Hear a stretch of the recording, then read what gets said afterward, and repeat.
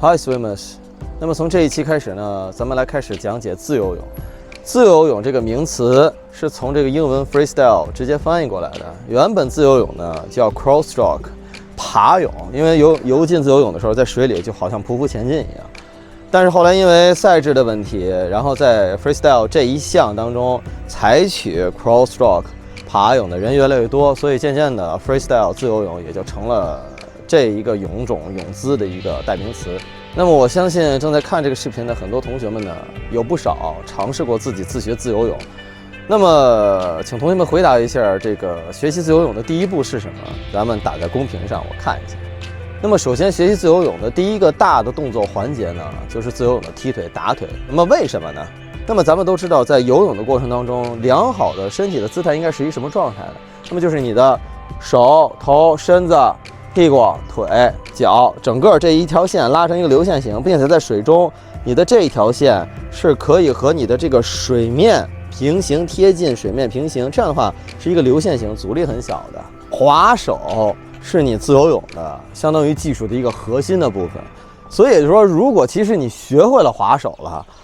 那么你自由泳多半就已经练成了。但是在练习这个划手的这个过程当中，你在水里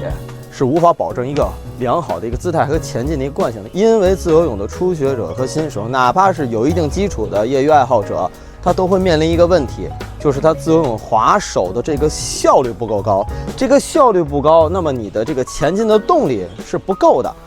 也就不足以支撑你在水中完成，比如说换气啊什么这些动作。因为你划水效率不够，你的身体的姿态可能就会塌或者拧的这个扭拧的这个过程当中，你可能就会影响到你换气的动作，然后以及你换完气之后手臂的恢复啊、身体的转体啊，就等等一系列的问题。那么基于你在水中游进过程当中这个姿态、这个控制这种客观的要求，那么就要求你在水中要有一个基础的一个前进的动力。这个动力来源是什么？就是你自由泳的踢腿。自由泳的踢腿可以为你提供少量的前进动力，让你的身体在水中维持一个拉直的这么一个漂浮的一个流线型。同时，如果你的腿的发力正确，能够通过你的核心力量、髋关节把这个力量发出去，你还能够为你的腿提供一个额外的浮力，让你的腿从这个水中脱腿的状态，把腿扶到一个非常良好的位置，进而帮助你实现你在水中良好的与水面平行的这么一个滑行的身体姿态的一个控制。所以学自由泳第一步，先把打腿学好，是打好一切基础的关键所在。那么很多经常看游泳视频的同学呢，应该都听说过一个词叫边状打腿。什么叫边状打腿？边状打腿的最核心在于你的这条腿是要有一定柔韧性的。柔是什么？柔，你这条腿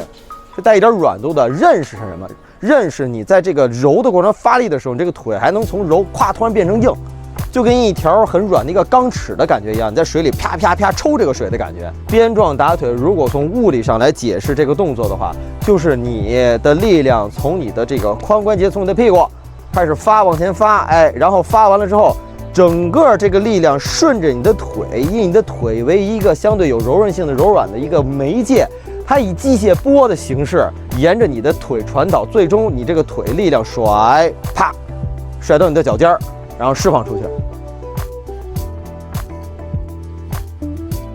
那么你的这整条腿呢，涉及到柔韧性这个概念呢，是涉及到以下这几个关节的。首先第一个，你的髋关节，就是你的胯骨轴，看到了吧？然后是你的膝关节，然后是你的踝关节，看到了吧？踝关节，甚至于你的脚尖、你的脚趾上面的这些小关节也会参与到打水、踢水、往后这个扇水的这个作用当中，明白了吧？这个是柔韧性的一个体现。那么自由泳腿的一个完整的踢腿的发力的感觉应该是什么啊？看着啊，从髋关节开始发力，腿直腿上抬，准备发力，然后从屁股开始发力传导给大腿，大腿开始下压，小腿不动，膝盖自然放松往下带，然后这个时候力量传导过你的膝盖之后，小腿发力，小腿往前，然后力量开始传导给你的脚踝，力量过脚踝之后传导给脚背，最终整个这个力量是通过你的脚背释放出去，在水中踢，用你的脚背去扇这个水，唰，这个力量就出去了。力量从屁股、大腿、小腿发甩，屁股、大腿、小腿甩。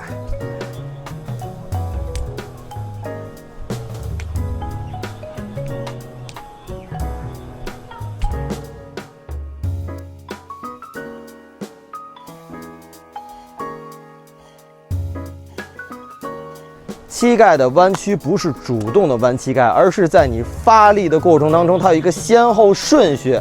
这个先后顺序是通过你膝盖的自然放松而产生的。所以也就是说，膝盖在水中踢水的弯曲，它是被动的，而不是你主动的去造成的。如果你在踢腿的过程当中主动的形成膝盖的弯曲，那就变成了蹬自行车腿了，那就是肯定不对的了。因为你蹬自行车腿，你最终你的这个力量是在踹水，明白吗？它不是踢水，这是两种感觉。踹水是蛙泳，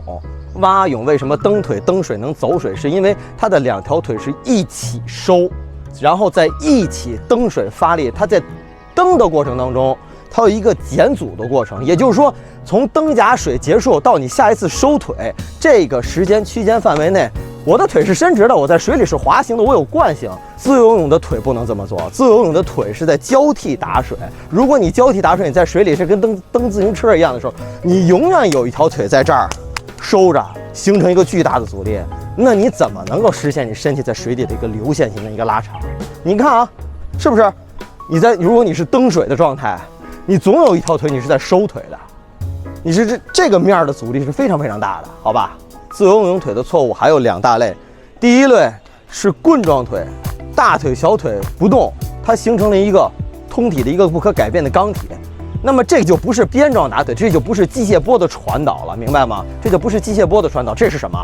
这是杠杆运动。你的力量是要通过髋关节发力，然后顺着整条腿往下传导，然后在水中踢出去，而不是把这个力量以腿作为杠杆在水里去撬水。你觉得是甩腿爆发力好，还是棍状的腿在水里撬这个水有力量？这两个哪个力量好？第二类错误，只动小腿不动大腿，只甩小腿不动大腿，我称之为抖小腿。你腿这么老长，你只用到了小腿的力量，你觉得你那个踢水会有效果吗？咱们做一个对比实验，我往前甩拖鞋，用3种不同的甩腿的方式甩这个拖鞋，你看这个拖鞋的初速。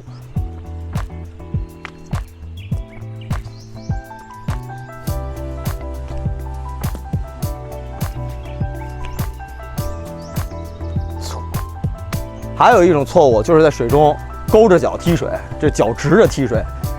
那你还是跟蛙泳，我之前讲蛙泳腿一样，你的脚是在水里在离这个水，而且你的力量没有通过你的脚背去释放这个力量。那你觉得你这个踢水有效果吗？勾着脚踢水是吧？用你的脚背去扇这个水，所以你的脚背尽量要提高它的对水面积，这才是关键。所以咱们自由泳踢腿的时候，脚稍微内八，这个是绷直脚，稍微内八一点点，就这样就可以了。